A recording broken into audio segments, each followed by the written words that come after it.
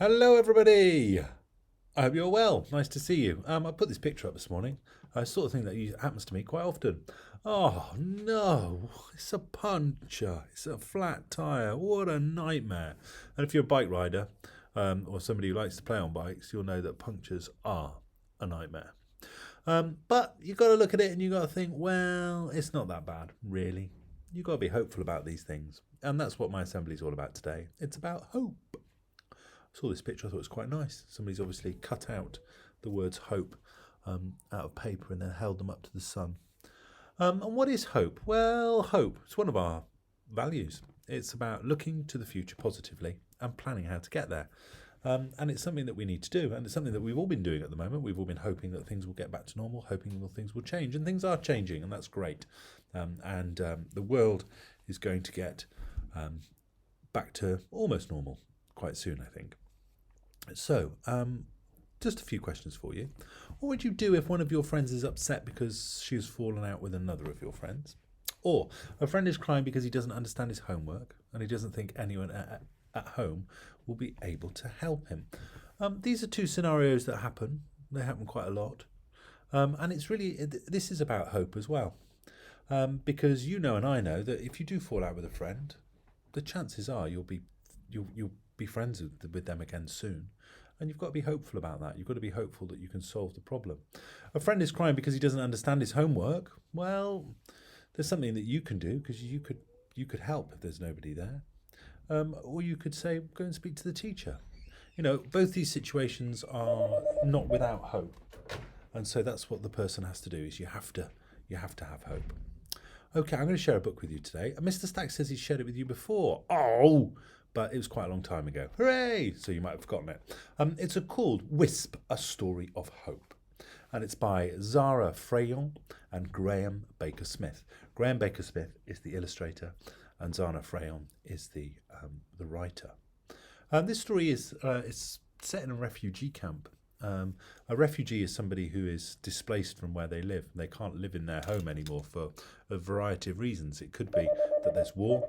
It could be that there's an environmental disaster. It could be that they've been forced out of their home for economic reasons, for monetary reasons. But whatever happens, they often end up in what's called refugee camps. And this story is set in a refugee camp. So let's get on with the story. Wisp, A Story of Hope. It's always good to see who it's dedicated to Edmonton for always understanding. And the illustrator, Graham, has said, I'd like to thank my wife, Linda, and children, Albie, Flossie and Lily, for their love and support. I want to dedicate this book to all those, wherever they are, who hope and strive for better times. So really, he's dedicated it to us, because we're striving and hoping for better times. Right, let's get on with the story. I'm going to get out of the way. Sorry, my phone keeps ringing. It's so annoying. Idris lived in a small world. A world where fences grew from the dirt and where shadows ruled.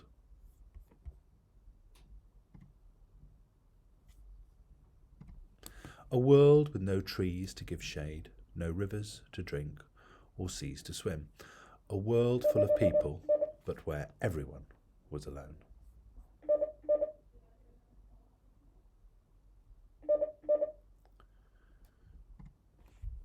Until one day a wisp flew in on the evening wind.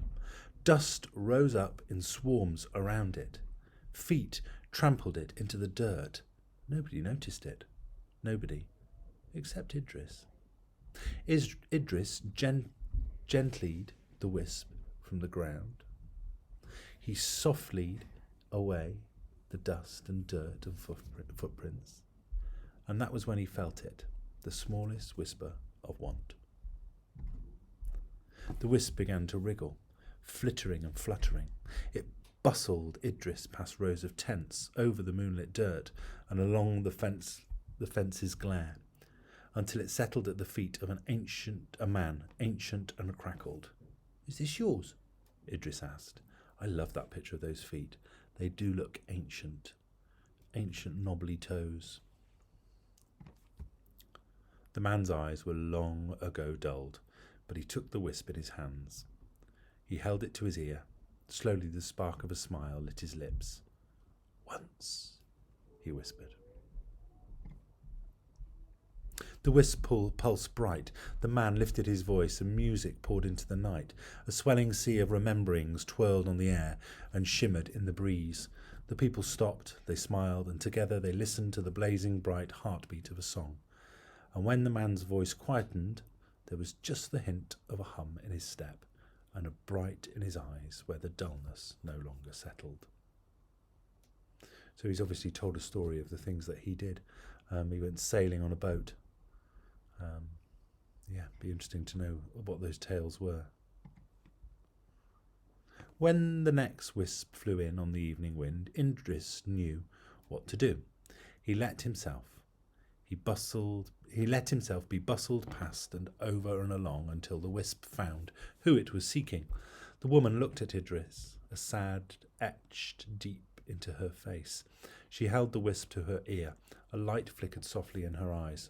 Once, she whispered, and the wisp quivered with delight. The memories spun from the woman's fingers and rippled through the air. A forest blossomed from the dirt and pulled free a storm. The people stopped, they smiled, and together they watched a thunder of colours rained down from the sky. And when the woman's fingers stilled, there was just a splash of happy in her words, and the sad on her face was not as deep as before. So she's obviously remembering a happier time. Because often, refugees, they don't want to be in refugee camps.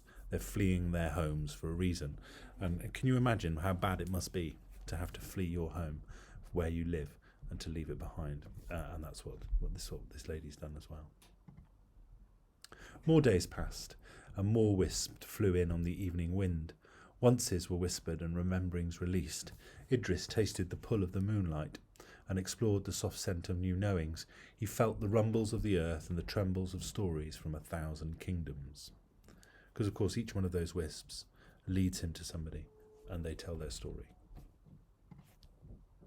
Then one evening a wisp appeared that didn't wriggle or flutter or flit. Instead it settled at Idris's feet, and Idris wondered, was this wisp meant for him?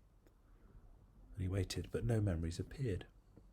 Idris had lived his whole life in this small, small world. There was nothing else to remember. So unlike the other people in the refugee camp, Idris's parents fled, and Idris has lived there all his life. He doesn't know any different. Then Idris held the wisp close. Slowly his ache was calmed, and a seed of understanding began to grow deep inside his heart. For Idris's wisp wasn't a memory, it was a promise. Idris felt his feet begin to move and his arms begin to shake. He danced free his promise, sending it shooting from the stars and bright soaking the dirt. The people stopped, they smiled, and together they felt the promise of a dream. Idris lifted his hands and let his wisp catch on the wind. He watched it wing higher and higher, flying over the fences to where people had forgotten how to welcome wide feel. It splashed in the rivers and danced in the trees. It carried with it the heartbeat of a song and the colours of rain, the scent of new knowings and the tremble of stories from 1,000 kingdoms. The promise grew stronger with each person it touched. Soon, it whispered. Someday. And so the wisp changes, doesn't it? So the wisp becomes not something, not memories, but hopes, and what people are hoping for. I like this picture of Idris on his bike, something that he wishes for, cycling along a road. And that's what we've got to do, is we've got to look to the future positively, and we've got to plan how to get there. So, things are going pretty good for us at school. You're all back in school, you're all learning, you're all spending time with your friends, you're all getting to go outside and play. Not back to how it used to be, where we used to all play together and things like that, but I don't know if it'll ever go back to that. I think it's always going to be a little bit different, well, for a long time anyway. But things are going to change. So after the Easter holiday, so we've got another week of school, and then we're going to break up for the Easter holiday. We have 2 weeks off. And then after the Easter holiday, well, in fact, during the Easter holiday on April the 12th, other things start opening. And I noticed that there's some attractions that you might like to go to, like places like Cattle Country and the zoo, and those sorts of places are going to start opening. And then when you come back to school on the 19th, year sixes, you're hopefully going to be going swimming. So that's exciting. That's a bit more like it used to be. And then there will be things like that happening all the time. So we've got to be hopeful and we've got to look to these things. And that's what your teachers are doing as well. They're planning things for you, and they're looking to the future, and they're planning things to hopefully get you back on track with your learning and make sure that you are enjoying school as well, because that's really important to us. Right, I'm going to stop talking. Have a lovely day. Be hopeful, and I'll see you probably either at lunchtime or at break time. Take lots of care. See you. Bye. Bye. Toodles. Bye.